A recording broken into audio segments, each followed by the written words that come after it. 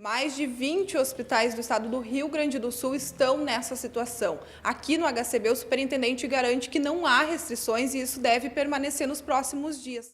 Realmente, os hospitais todos filantrópicos do estado do Rio Grande do Sul estão passando por essa grande crise, né? Alguns não conseguindo mais manter o atendimento devido a dívidas que eles possuem com fornecedores, com médicos, não conseguem mais manter. No hospital de Cachoeira do Sul, a gente está conseguindo manter a pleno os atendimentos porque os nossos pagamentos estão em dia, tanto com funcionários, com médicos, com fornecedores. Há grande custo, né, em função desses atrasos todos, principalmente o governo do estado, né? Agora, ultimamente, o IP também, nos últimos 3 meses, deixou uma dívida enorme com o hospital, foram 2.600.000 hoje a dívida do IP. Do estado, em torno de 700.000, e mais a prefeitura também, dentro das suas dificuldades, também tem atrasado alguns repasses, hoje a dívida é 1.350.000.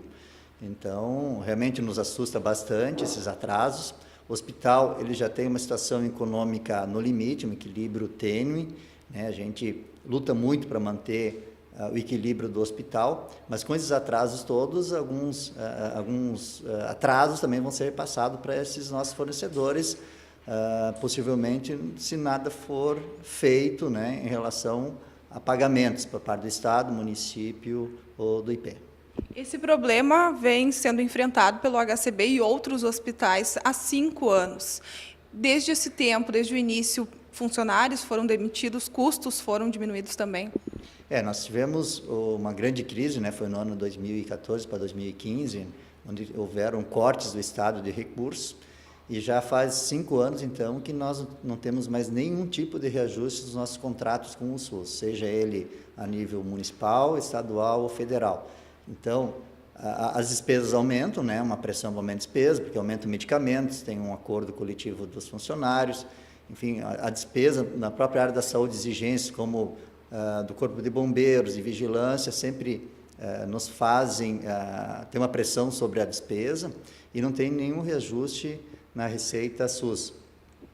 Se a gente considerar esse período de 5 anos, são em torno de 30% a inflação, e 30% sobre o nosso contrato daria 800.000 por mês.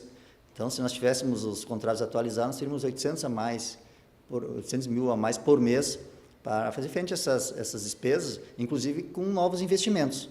Então, além disso, né, eu acho que o primeiro ponto da crise realmente é a falta de reajuste nos contratos. E ainda por cima vem a questão das dívidas, né, que não estão sendo pagas para nós em dia, e isso vai acarretando dívidas, então vai também impactando no financeiro do hospital. Nós temos conseguido sobreviver, pagar as contas em dia graças às emendas parlamentares, que nos últimos anos nós conseguimos transformar ela em custeio, que antes eram de investimentos, e com isso nós estamos conseguindo pagar em dia. Temos a garantia do 13º, a primeira parcela, mas a segunda parcela do 10º e a folha de janeiro, a gente já não sabe muito bem o que fazer. Se os atrasos continuarem, nós também começaremos a ter, então, prejuízo nessa parte de pagamentos a fornecedores e que, em caso mais sério, né, mais drástico, pode acarretar em algum problema de atendimento também. Em janeiro já se pensa, se continuar a situação assim, é restringir atendimentos. Nós não temos ainda no nosso plano esse tipo de coisa. A gente sempre lutou desde a crise de 2014, sempre para não diminuir serviços, né? Continuar trabalhando a pleno. Continuamos com essa ideia. Mas mantendo esses atrasos ou aumentando eles, porque a gente não consegue uma resposta nem do IP, nem do governo do Estado, se vai manter esse nível de pagamentos ou até pode aumentar, inclusive, esse valor. Então, a nossa grande incerteza é que esses valores das dívidas que o Estado tem conosco, o IP, podem aumentar. Então, a gente não sabe o que vai ser do mês que vem, em janeiro. Então, cada mês é o mês que a gente vence pagando as contas em dia, sem reduzir serviços. Então, conseguimos até agora, esperamos o mês de dezembro ainda conseguir, e então, a cada mês, nós vamos ter que ver o cenário, o que nos é colocado, né? O grande problema é esse, a grande incerteza, quando a gente olha para o nível do Estado e União, a gente vê ajustes de contas, menos investimentos em questões sociais, em saúde, embora as necessidades sejam aumentadas, né? Então, a gente não vê uma perspectiva de melhoria nesse cenário. Então, por isso que nos causa bastante preocupação, né, como manter o hospital a médio prazo. Mas o que a gente pode dizer para a população é que até o momento a crise em Cachoeira do Sul ainda não afeta tanto o hospital como já está afetando em alguns outros lugares. E esperamos que esses lugares sejam, como estão sendo afetados, também tenham uma melhoria, uma solução para toda a classe de hospitais filantrópicos, inclusive para nós também, né? Qual foi o último depósito do governo do estado? Nós temos 2 meses em atraso, agosto e setembro. Então, nós recebemos, mês retrasado, o último pagamento, esse mês não recebemos ainda, né? E a previsão que tem é que até o final do ano deve atrasar pelo menos mais uma parcela. Então, passar de 2 para 3 parcelas o atraso.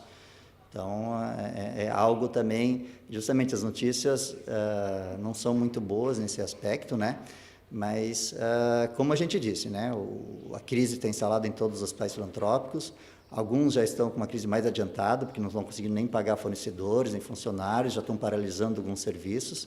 A gente espera que o governo estadual, de alguma maneira, consiga melhorar esses repasses que estão acontecendo, para que não haja um colapso na área da saúde e dos hospitais filantrópicos. Então, diante dessa situação, como nós estamos um pouquinho melhor que os hospitais já que estão para atendimento, esperamos que soluções venham pela frente antes da gente chegar nesse nível de crise a ponto de cortar serviço. O senhor acredita que essa é uma dívida pagável?